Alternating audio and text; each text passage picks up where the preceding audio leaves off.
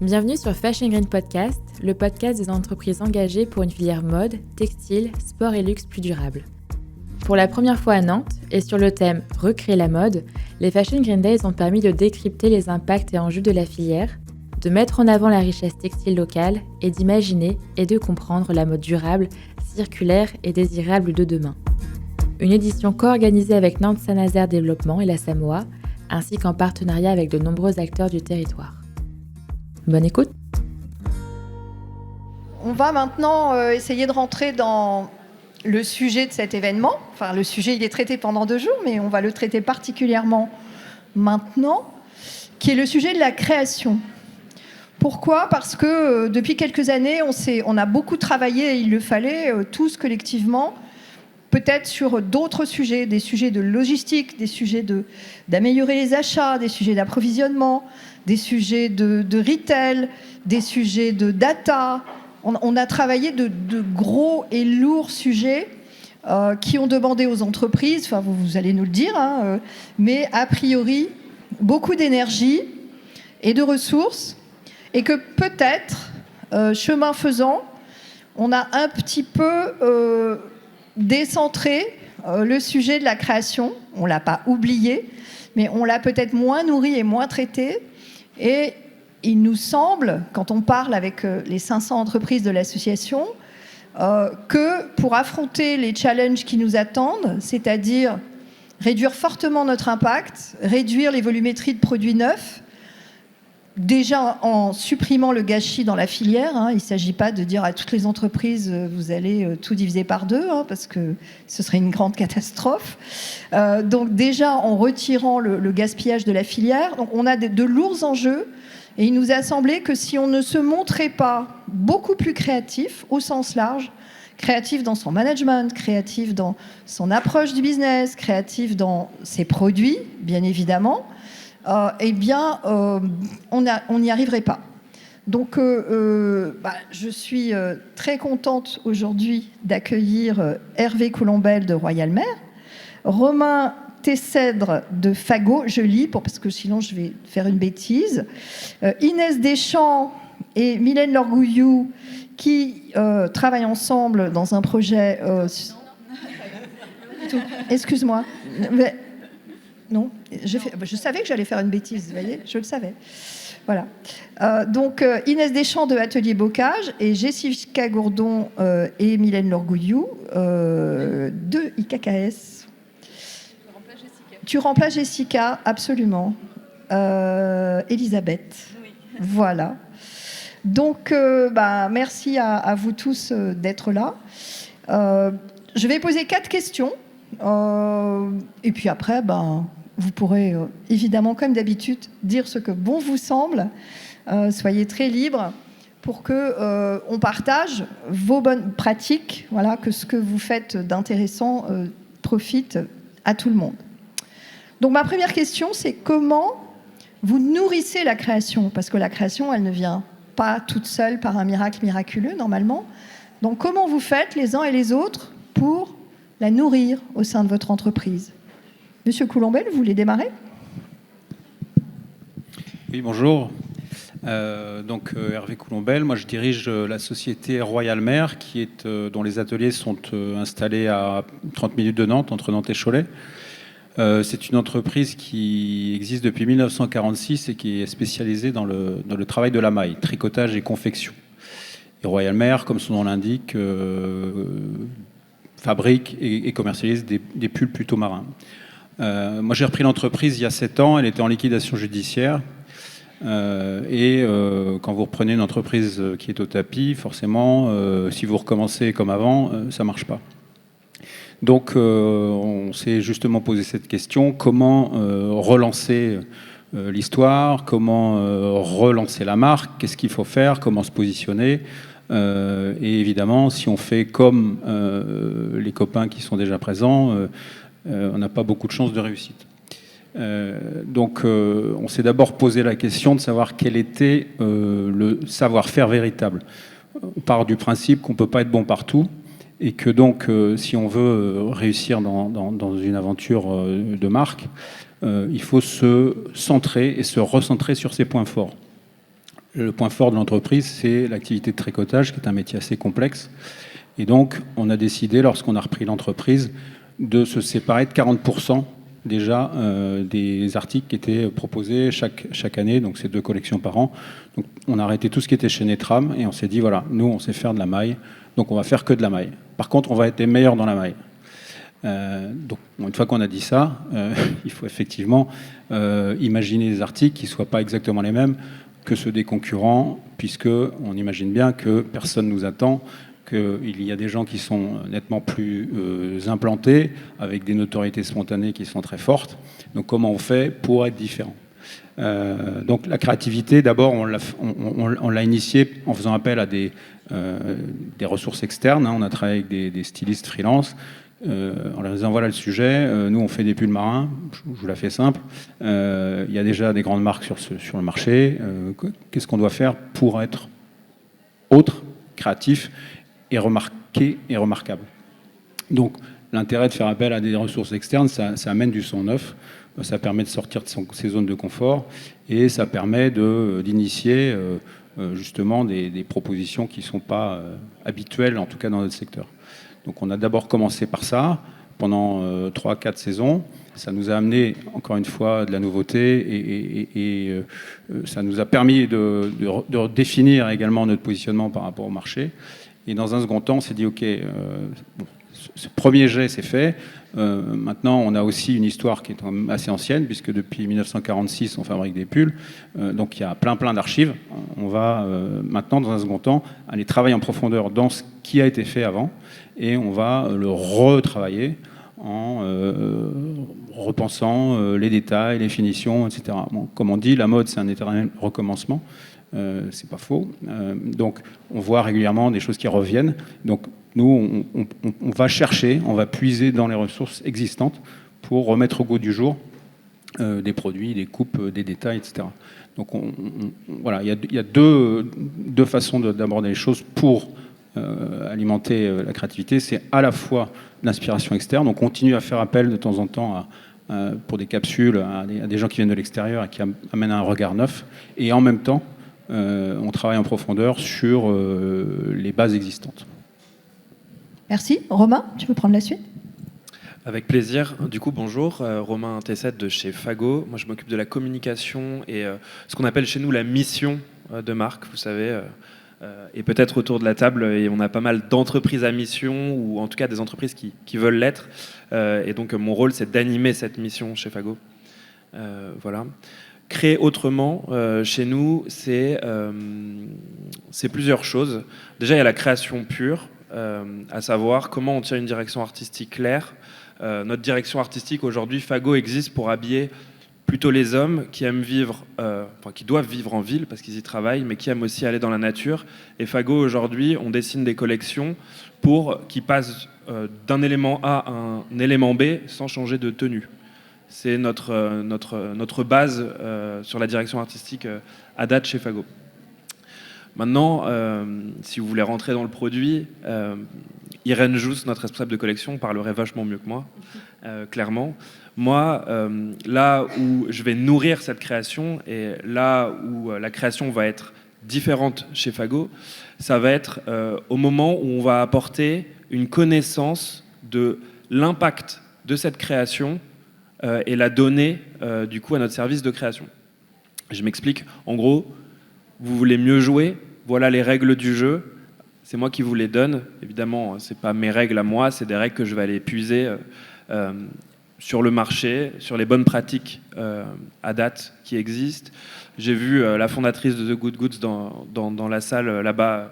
C'est ce genre de médias qui donnent aussi des bonnes pratiques. C'est là qu'on va aller les puiser et ensuite on va s'entourer de professionnels pour mesurer et pouvoir du coup apporter ces règles du jeu à notre équipe de création. 3 exemples. Le premier, c'est dans une équipe de création que les personnes aient conscience de l'impact de chaque matière. Je choisis un coton, je choisis du tencel. Quel est l'impact du coton? Quel est l'impact du tencel?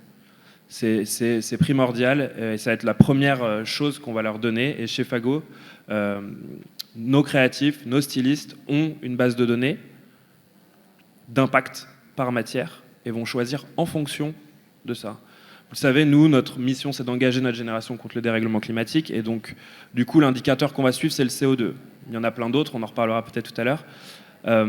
Mais déjà, c'est la première chose. La deuxième prise de conscience pour nourrir cette création, ça va être de faire connaître, de la même manière que chaque matière a un impact, de faire connaître que chaque pays a un mix énergétique qui a un impact différent. Donc, vous voulez produire en France, il y a un impact. Notre mix énergétique est très décarboné. Au Portugal, il y a un autre impact. Au Vietnam, il y a un autre impact. Dans tous les pays du monde, il y a des impacts différents parce que les mix énergétiques sont différents. Et donc, déjà, cette prise de conscience, c'est un pas de plus pour créer autrement. Voilà. On reviendra peut-être un peu plus tard sur la manière dont on peut réduire ces impacts-là. Voilà. Et la troisième chose, alors c'est une chose qu'on a initiée chez Fago, mais on n'est pas encore les meilleurs du monde sur le sujet, et j'imagine qu'il y a énormément de marques qui ne le sont pas non plus, mais on a tous à grandir ensemble, et c'est pour ça que merci pour ce beau salon, parce que je pense que ça va nous apprendre pas mal de choses. Ça va être quel usage, comment on crée autrement pour un usage.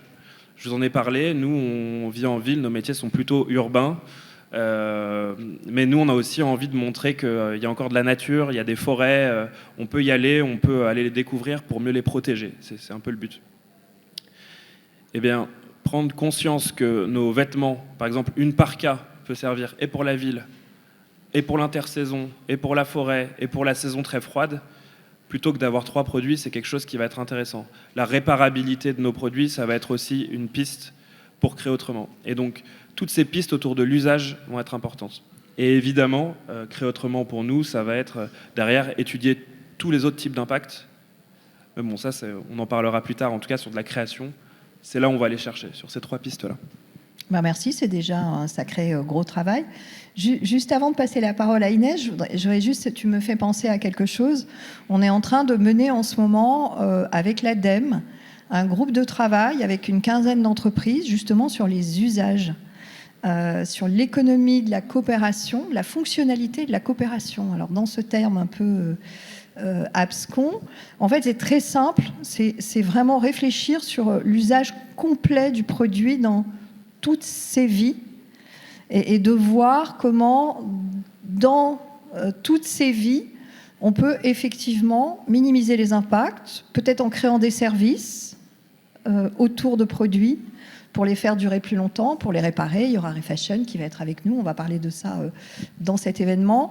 Et on se rend compte, dans ce groupe de travail, que la connaissance des usages est minimale, au sens large. Certains ont une meilleure connaissance que d'autres, mais on se rend compte qu'il y a quand même un manque absolu de connaissance des usages et de leur transformation, parce que les gens ont changé, ils ne sont plus les mêmes, et qu'il y a différents consommateurs qui ont tout à fait différents usages. Donc on se prépare peut-être à continuer ce travail en créant un mini laboratoire des usages pour collectivement se donner de la connaissance et en bénéficier tous collectivement. Voilà, toute petite aparté, mais c'est ton intervention qui tout d'un coup m'a fait repenser à ce travail en cours. Merci. Inès. Bonjour, Inès Deschamps. Donc, je suis co-responsable des projets circulaires pour les enseignes de centre-ville du groupe ERAM. Donc, principalement ERAM, Bocage et Melo Yellow. Et notamment, je travaille pour Claquette Market, donc c'est écrit ici, et également pour l'Atelier Bocage, qui est notre service de location. Nous, au sein du groupe ERAM, et Isabelle Desfontaines en a parlé ce matin, on a un projet d'entreprise qui s'appelle Change for Good, qui impacte et qui implique toutes les enseignes du groupe ERAM et qui a vocation à limiter notre impact environnemental sur toutes nos enseignes et sur tous nos projets. Et l'idée aujourd'hui pour nous, et notamment dans le cadre de l'atelier Bocage, sujet pour lequel je suis venue aujourd'hui, c'est de penser nos projets sous principalement le prisme de la circularité. Alors, comment on fait ça ? Globalement, nous, on va nourrir la créativité sur ces projets-là par plusieurs aspects. Tout d'abord, on va écouter le terrain, parce qu'on a la chance, au sein du groupe ERAM, d'avoir un maillage national de boutiques qui sont réparties donc dans nos régions et sur toute la France. Et nos boutiques, ce sont les premières à nous faire des retours sur ce qu'attendent les clients, quelles sont les grandes tendances de consommation aujourd'hui et à nous faire des recommandations souvent sur comment changer nos services et nos projets. On a aussi une autre façon de nourrir cette créativité, c'est d'écouter les clients en direct. Pour ça, on utilise des outils. On a des outils qui sont mis en place dans nos entreprises, notamment pour écouter le client suite à ses achats. Donc, ça nous permet d'affiner notamment peut-être la production, affiner les produits, affiner les services qui vont être mis en place. Et derrière, on va pouvoir aussi aller interroger le client plus directement. Donc, on peut effectuer des tables rondes, et ça, on le fait souvent chez Bocage, pour essayer de comprendre un petit peu mieux notre clientèle, comprendre ce qu'elle veut, ce qu'elle désire. Et également, plus récemment, on se met à effectuer des one-to-one avec les clientes, et pas que les clientes d'ailleurs, c'est aussi interroger les personnes qui sont des prospects pour nos entreprises et comprendre ce qu'elles attendent de nous. Et tout ça, ça nous permet de développer de nouveaux services. Et notamment, du coup, en 2019, on a développé ce service de location de chaussures qui change un peu le paradigme en passant d'une logique de propriété à une logique d'usage sur la chaussure. Et ça, parce qu'on sentait qu'il y avait un attrait particulier auprès de nos consommatrices. Et aujourd'hui, on n'est pas déçus puisque depuis 2019, c'est un service qui fonctionne très bien et qui continue à croître. Je crois qu'il y a 3000, j'ai entendu ce matin, 3000 abonnés, je crois. Oui, alors, alors c'est fluctuant en fonction des mois, mais oui, on atteint les 3000 abonnés en ce moment. Et certains abonnés sont d'ailleurs abonnés depuis le lancement du projet. Donc pour nous, c'est une source et de la matière super intéressante, puisque ces abonnés-là vont nous aider à co-construire et à faire évoluer le projet. Merci Inès. Elisabeth et Mylène. Alors bonjour, moi je suis la directrice RSE du groupe IKKS. Donc nous aussi en fait on a mis au cœur de la création en fait toute la démarche responsable avec des workshops autour de l'éco-conception. Mais aujourd'hui en fait je voulais surtout parler d'un projet que l'on a fait avec Mylène qui était un projet en fait du coup très créatif. Et ce qui m'a beaucoup plu dans ce projet, c'est que c'est un projet très collaboratif qu'on a mené au sein de la marque E-Code. C'est un projet qu'on a fait avec Mylène et le lycée de la mode de Cholet. Vincent Guiton est là et on pourra en parler. Qui était autour du Minimal West. Et du coup, je laisse Mylène raconter un peu ce qu'est le projet. Alors bonjour, donc moi c'est Mylène Lorguillou. En fait, je fais de la recherche et de l'éducation au minimal waste design ou au zero waste design pour les plus ambitieux. En fait, ça part du constat qu'aujourd'hui, il y a plein de projets qui émergent sur la réutilisation des chutes. Mais en fait, on ne parle pas de comment ne pas faire de chute. Et en fait, moi, j'ai commencé ce projet il y a 7 ans, donc une aventure entrepreneuriale, pour essayer de faire connaître le concept du Zero Waste Design en France, puisqu'il n'existait rien sur le sujet. Donc, l'idée du Minimal Waste Design ou du Zero Waste Design, c'est de repenser la manière dont on conçoit des vêtements et de ramener les enjeux de gaspillage de matières premières au centre des conversations, au centre des décisions. Donc, globalement, l'idée, en fait, c'est d'analyser. Prenons l'exemple d'un t-shirt. En général, les t-shirts conventionnels, on a à peu près 20 à 25% de chute de matières premières. Et c'est quand même dingue quand on se dit qu'on a des décennies d'expérience sur la manufacture de t-shirts et qu'on n'est toujours pas capable de réduire ces chutes-là. Donc, en fait, l'idée de ce projet, donc, on va commencer par analyser pourquoi on a des chutes en fait sur les placements. Donc évidemment, c'est dû à des courbes, les courbes des patronages.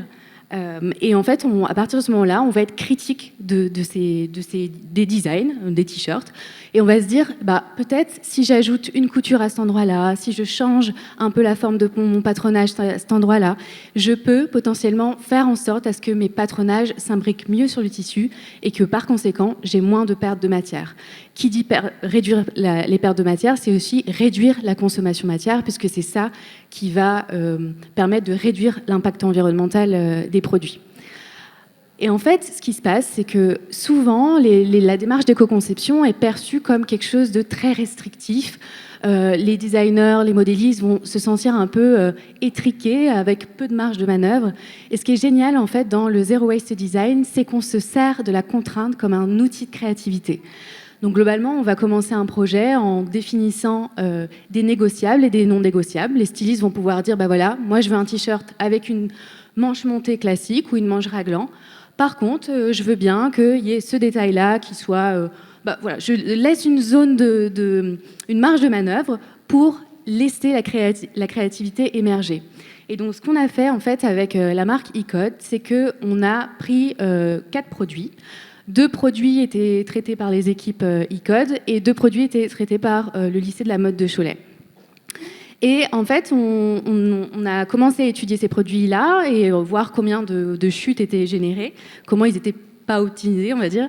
Et on a organisé un sprint créatif qui a duré plusieurs jours où, en fait, on invite tous les corps de métier. Alors, je parle de toutes les personnes qui sont impliquées dans la chaîne de conception, à savoir stylistes, modélistes, responsables de collection, les personnes qui sont en charge de la production, les personnes qui sont en charge du service placement.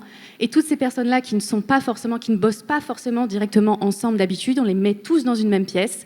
Et on les fait réfléchir ensemble, avec toute leur expérience respective, à comment améliorer le produit, sans négliger la créativité, sans négliger le coût, sans négliger le bien-aller. Évidemment, tout ça, c'est des critères qui sont importants, mais la question du gaspillage devient centrale. Voilà. Et est-ce que vous avez un petit exemple déjà d'amélioration ou de transformation à nous partager? Ou est-ce que vous êtes encore en ébullition créative? Alors on est en ébullition en fait, mais bon, ce qui est chouette, c'est qu'en fait on est parti en plus, on s'est donné une autre contrainte, c'est qu'on s'est dit qu'on allait faire ça sur des tissus résiduels en fait, de stock. Et du coup, non, en fait, ils ont déjà bien travaillé. En fait, les pièces sont, en ce qui concerne la partie code, elles ont été décidées. Et c'est vrai que je voulais vraiment mettre en avant ce côté collaboratif sur des métiers, parce que je pense que c'est important aussi de se dire que la création, c'est pas simplement le design, mais c'est important aussi de mettre dans ces sujets d'éco-conception les modélistes, le patronage, etc. sur ces sujets-là. Et donc, ça a été vraiment très créatif. Et donc, oui, la capsule va naître prochainement. Là, on va passer bientôt à la phase avec le lycée de la mode. Oh, bravo, c'est une bel exemple de coopération. Et est-ce que dans le procédé créatif, on parle beaucoup de l'intelligence artificielle, voilà, on parle beaucoup d'un certain nombre d'outils. Est-ce qu'il y a des outils qui arrivent, qui facilitent les choses, ou finalement, est-ce que le jus de cerveau un peu et les expertises de certains mis ensemble, est-ce que c'est plutôt ça qui va amener des résultats intéressants pour la marque, ou est-ce qu'il y a des nouveaux outils qui peuvent nous aider? Monsieur Coulombette, si vous avez envie de répondre. Alors, oui, il y a des outils qui permettent notamment, j'ai des confrères dans la salle qui vont se reconnaître, de fabriquer des pulls en 3D par exemple, donc ce qui permet d'éviter les chutes de matière. Vous savez nous dire, je ne sais pas, ça évite à peu près combien de pourcentage de chute? Est-ce qu'on le sait? Peut-être on ne le sait pas. Enfin, tout dépend de ce qu'on fabrique, mais sur un pull classique qui est fabriqué en coupé cousu, une technique de fabrication, bref, vous avez entre 15 et 20%, et on va dire entre 10 et 20% de perte de matière. Après, la matière, on peut aussi la réutiliser, la récupérer, tout dépend de ce que vous fabriquez. Si c'est une matière naturelle, je prends notre cas, nous, les chutes de laine, on les collecte, ensuite on les envoie à la filature du parc qui est à Castres et qui refait du fil avec. Donc, quelque part, c'est un circuit vertueux. Maintenant, si vous faites d'autres types de produits avec d'autres types de matières, le but du jeu, c'est qu'il y ait le moins de pertes possible et le moins de gaspillage. Et là, le fait de tricoter en 3D vous permet d'avoir 0 perte de matière, où c'est très, très marginal. Donc oui, ces outils-là existent. Il y a aussi évidemment des logiciels de placement, de positionnement, etc., qui permettent d'optimiser la consommation matière, parce qu'en tout état de cause, la matière a un coût, et donc moins vous consommez, moins vous gaspillez, et plus c'est rentable. Donc voilà. Après, rien ne remplace effectivement la notion de base alors moi j'appelle ça le BSP, je ne sais pas si vous en avez déjà entendu parler, mais c'est le bon sens paysan. C'est-à-dire ce qu'on applique... Moi, je le connais bien, je suis né dans l'Aveyron, donc Voilà. je le connais bien. C'est-à-dire que c'est pas la peine non plus d'aller chercher midi à 14h tout le temps. Faut revenir à l'essentiel, aux choses simples. Qu'est-ce qu'on peut faire de facile, d'efficace pour éviter de gaspiller, pour faire en sorte que les produits durent longtemps, pour éviter de consommer du carburant si on fabrique à l'autre bout de la planète, etc., etc. Donc c'est des notions assez basiques, en fait, mais qu'il faut arriver à compiler. Et à partir de ça, vous pouvez essayer de faire du mieux possible. Peut-être, oui, que ces réflexes de sobriété, finalement, ils agissent un peu, au bout d'un moment, comme un virus permanent. Et qui touche un peu à la fois l'économique, parce que finalement, si on arrive à économiser de la matière, ça va améliorer un peu notre marge, et aussi, on va moins gâcher. Donc, en fait, on peut rejoindre ce souci de l'impact avec aussi un souci de meilleure santé économique de l'entreprise. Donc, je crois que c'est un sujet quand même assez intéressant. Parce qu'on a toujours l'impression que ça va coûter plus cher de faire des projets avec moins d'impact, mais pas forcément, finalement. Alors, je ne vais pas monopoliser la parole, mais si on raisonne simplement coût immédiat à court terme, oui, forcément, un pull fabriqué en France à la Régripière, il va coûter plus cher qu'un pull fabriqué au Cambodge. C'est une évidence.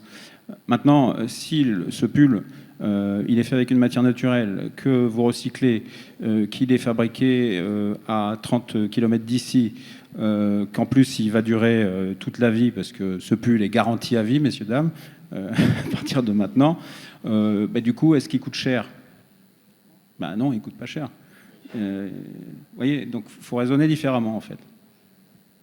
Romain, est-ce qu'il y a des nouveaux outils qui vous aident chez Fago à créer mieux, ou tu as parlé de mesure tout à l'heure ? Alors, la mesure, oui, mais est-ce qu'il y a des outils qui améliorent aussi le pouvoir créatif, en fait ? Des outils qui améliorent le pouvoir créatif, c'est une bonne question, mais moi, je serais aussi d'avis de repartir de ce qu'on utilise de base. Pour faire un vêtement, pour faire une paire de chaussures, on utilise des matières, et la première chose, le premier outil que l'on a, c'est comment on utilise des meilleures matières. Donc, la première, c'est la matière qu'on ne crée pas, et la meilleure matière. Donc déjà, partir d'une matière recyclée, ça peut déjà être intéressant. Est-ce que ça, vous l'utilisez déjà Alors beaucoup ? oui, chez Fago, la matière recyclée, c'est le combat des dernières années, des 5-6 dernières années. Aujourd'hui, on a 80% des références Fago qui sont composées de matières recyclées, intégralement ou partiellement. Quand c'est partiellement, c'est parce qu'il y a des raisons. Typiquement, un t-shirt, si on augmente trop sa partie de coton recyclé, le coton recyclé a une fibre plus courte, et donc il va moins durer dans le temps. Donc c'est comment on fait les bonnes recherches pour que la matière soit recyclée, que le mix soit bon, et comment on avance. Un coton, on parlait de chute de matière tout à l'heure, un coton recyclé pré-consumer, donc c'est-à-dire avant la première utilisation du t-shirt, émet beaucoup moins de CO2, de l'ordre de 60%, là où un post-consumer, donc je déchire mon t-shirt maintenant, on le réutilise, va émettre jusqu'à moins 90% qu'un coton qui sort de terre, parce qu'un coton qui sort de terre, c'est énormément d'eau, énormément d'énergie de transformation, et autres procédés qui vont utiliser de l'énergie avant que ça devienne un fil. Donc le premier outil, c'est la matière. Quelle matière ? Est-ce qu'elle est recyclée ou non ? Est-ce que j'ai des alternatives sur une matière naturelle ? Une matière potentiellement un poil synthétique, je pense au Tencel qui est vraiment qui a un horizon et des perspectives de croissance incroyables. Et puis la troisième chose, c'est aussi sur ces matières, c'est est-ce que je peux aller sourcer de nouvelles matières ? On a parlé on va les citer quand même, 3D-Tex tout à l'heure à Saint-Malo. Sur les nouvelles matières, est-ce que je peux aller en trouver, même si c'est des toutes petites matières? Il me semble qu'il y a Bisco qui est présent au salon, qui fait des matières à partir de byssus, donc à partir de moules. Nous, chez Fago, on va utiliser ce genre de matière, ce sourcing matière, pour aller éveiller le grand public. Et donc c'est un outil à la fois créatif et un outil aussi d'éveil pour les personnes qui vont porter la marque. Je pense aux balles de tennis recyclées, je pense aux huîtres recyclées, je pense, et vous le trouverez chez Fago en début d'année, une matière créée à partir de captation de CO2 industrielle qui est retransformée en matière. Donc toutes ces sources, ces nouveaux matériaux, en fait, vont être des outils d'amélioration. Et puis le deuxième outil, ça va être l'outil au moment de la production, de la fabrication, c'est effectivement où en est mon fournisseur, quel mix énergétique il utilise et comment je peux l'amener à s'améliorer sur son mix énergétique, peu importe où il se trouve, que ce soit en France, en Europe ou ailleurs. Comment je vais aller plus loin pour baisser l'impact de mon produit. Ça va être ça, ces différents outils qu'on va aller chercher, des outils concrets, la matière, et des outils plus coopératifs. Je pense que c'est le mot un peu important que Annick, tu as repris plusieurs fois. La coopération, comment je vais coopérer avec d'autres acteurs pour pouvoir faire mieux et changer l'intégralité du maillage de ma chaîne d'approvisionnement. Parce que c'est là que la clé, c'est là qu'on va pouvoir vraiment faire bouger les lignes. Alors, je vais revenir à Inès après. J'avais du coup envie de poser une question à Elisabeth. Est-ce qu'il y a assez de créativité dans les matières en ce moment ? Est-ce qu'on trouve assez de tout ce qu'on cherche, on voudrait ? Est-ce qu'on arrive à remplacer ce fichu polyester ou pas encore ? Voilà, est-ce qu'on trouve des choses nouvelles assez suffisamment ? On sent qu'en fait, il y en a encore besoin que la technologie avance, tu as raison. On parle beaucoup du polyester recyclé. On sait que ça vient des bouteilles en fait plastiques. C'est pas en fait des tissus polyester qui sont recyclés. Donc c'est vrai que ça, on voit qu'il y a certaines limites. Donc il y a effectivement beaucoup de choses sur lesquelles on a besoin que l'innovation se fasse. Quand je reprends ta question de départ sur les outils, tu vois, par exemple avec le projet de Mylène, on s'est rendu compte aussi en fait de l'importance de la 3D. Chez KKS, en fait, on a depuis très longtemps, enfin depuis l'origine, on a un atelier proto. Alors c'est une Rolls-Royce pour une marque parce qu'en fait, on peut expérimenter, on peut faire plein de choses. On a une vingtaine de personnes qui sont là, qui ont un vrai savoir-faire, alors qui nous aident beaucoup pour le bien d'aller. Mais en fait, c'était un peu une organisation de riches, je dirais, parce que du coup, les stylistes avaient l'habitude de faire refaire une fois, 2 fois, 3 fois un proto. Et en fait, derrière 3 fois proto, il y a des coupes types, il y a en fait tout un tas d'énergie. Et c'est vrai que là, effectivement, en faisant l'expérience avec Mylène sur ce projet-là, elle manie parfaitement la 3D et c'est vrai que là, on s'est dit qu'il y avait des vrais gains en fait de réflexion. Est-ce qu'on aurait toujours besoin d'utiliser de la matière pour faire un proto ? Non. Est-ce qu'on peut pas concevoir déjà en regardant sur un écran comment ça tombe ? Je crois qu'à ce niveau-là, ça avance pas mal. Mylène, tu peux peut-être en parler un peu plus, tu connais bien le sujet. Oui, tout à fait. Moi, c'est vrai que la 3D, j'utilise déjà depuis 8-9 ans. Pour vous expliquer d'où je parle, je travaillais auparavant chez Electra. Donc, j'étais spécialisée dans les logiciels d'optimisation, de design, de modélisme.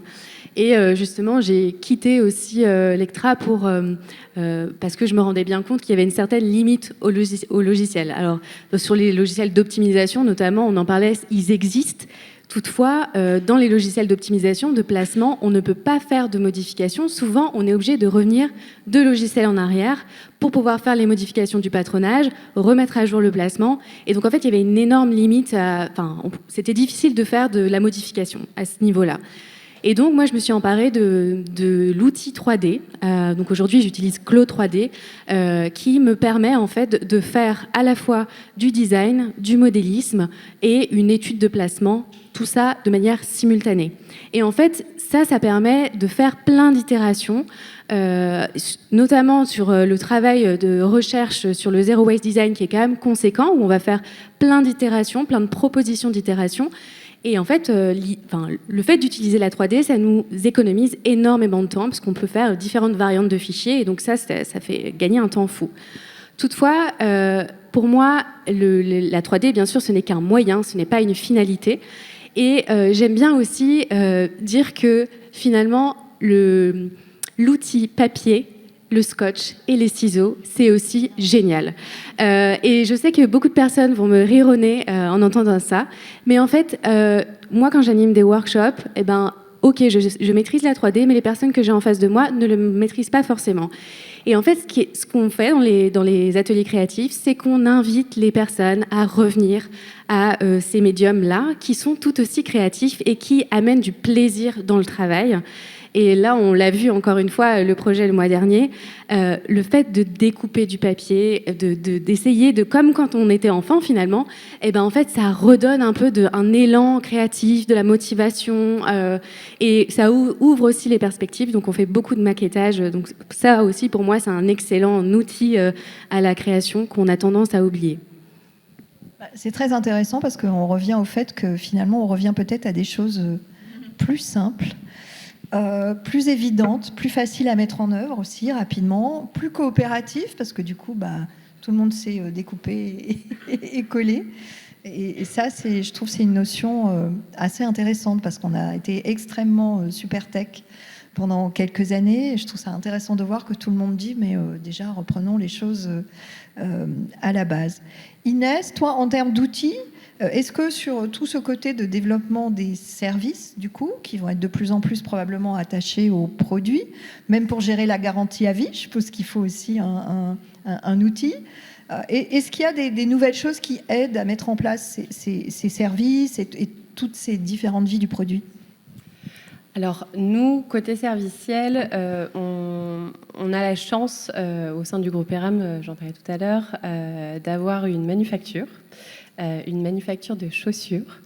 Et un de nos meilleurs outils, finalement, ça a été de réinventer un petit peu cette manufacture qui, initialement, était une manufacture de création de produits chaussants.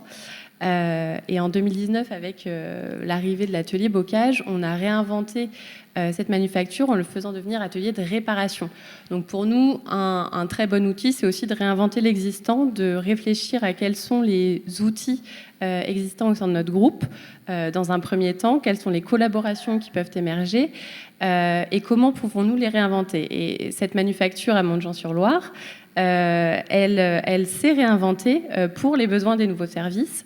Elle a été labellisée, elle a des brevets justement autour de ces sujets de réparation, puisque je parle alors un petit peu plus en détail du sujet, mais dans notre projet de location avec l'atelier bocage, nos chaussures sont louées et à la fin de la location, elles sont reconditionnées, réhygiénisées totalement à la manufacture de Montjean-sur-Loire avant d'être revendues en seconde main sur Cat Market, du coup, qui apparaît juste ici.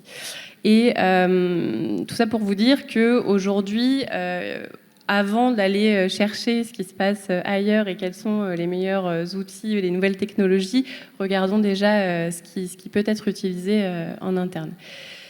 Et dans un second temps, on a eu la chance dernièrement de collaborer aussi avec Imagination Machine, du coup, qui est un acteur local, et qui permet de nous insuffler aussi de nouvelles idées, de nouveaux concepts, de nouveaux projets et de réviser nos projets.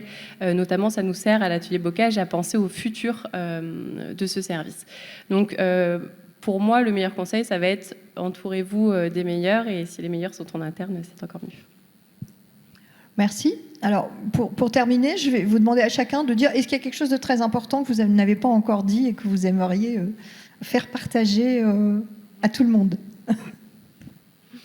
Moi, ce que je peux dire sur le projet qu'on a avec Mylène et que j'aime bien aussi, c'est que les patronages qu'on aura développés avec Mylène sont en open source. Ce qui veut dire que, en fait, tout le monde peut participer à ce projet, même le consommateur, en fait. C'est sur le site ? On peut trouver tout ça sur le site KKS ? Pas encore. Dès que les produits seront en vente, on va pouvoir le faire.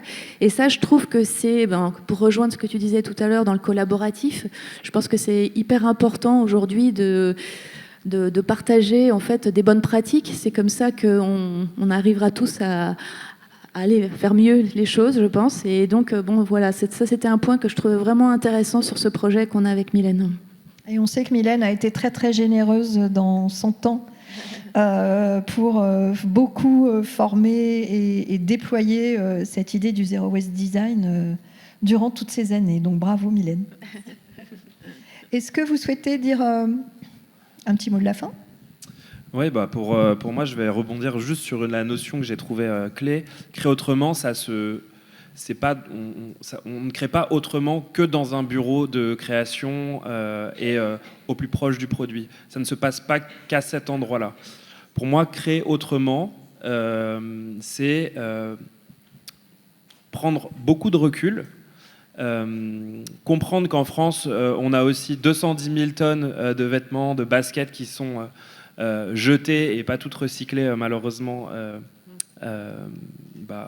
chaque année, que c'est énorme, et que louer, réduire le nombre de déchets et utiliser des outils et des services, ça ne se fait pas que dans ces services-là.